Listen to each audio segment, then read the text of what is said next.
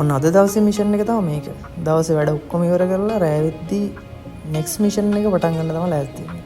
අද රෑට මොනවද හදන්නේ කියන ඩිස්කෂන් එකෙන් තමයි අපේ ස්ටෝරි එක ස්ටාර්ට් කරන්නේ. ඕල්මෝස්ට් හැමදාම කඩේට යන හින්දා මේ අයියා අපි දැන් හොඳට අඳුරනවා.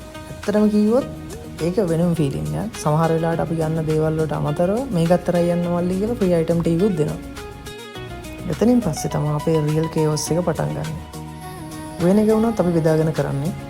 සාමාන්‍යයෙන් හැමෝටම ඉන්නවනේ කුකින් එක්ස්පර්ට් කෙනෙක් හැම වෙලේම වගේ ඉන්ස්ට්‍රක්ෂන් දෙන. අපිටත් ඉන්න කොල්ලේ. තවත් එකෙක් ඉන්නවා ටේස්ට් එක බලන්න. මේ වගේ කිචන් එක දුම, ස්මෝක්, නොයිස්, රැන්ඩම් ජෝක්ස් ඒක තමයි ඒ වයිබ් එක කියන්නේ ෆුල් වයිබ් එකක්. මේ වගේ මූමන්ට් එකක අපේ යාළුවොත් එක්ක නිකන් ස්පෙන්ඩ් කරන ටයිම් එක වෙනම ස්පෙෂල් තින් එකක්. දවසම බිසි වෙලා ටයර්ඩ් වෙලා හිටියත් මේ වෙලාව තමයි අපේ ස්ට්‍රෙස් එක රිලීස් කරන්නේ.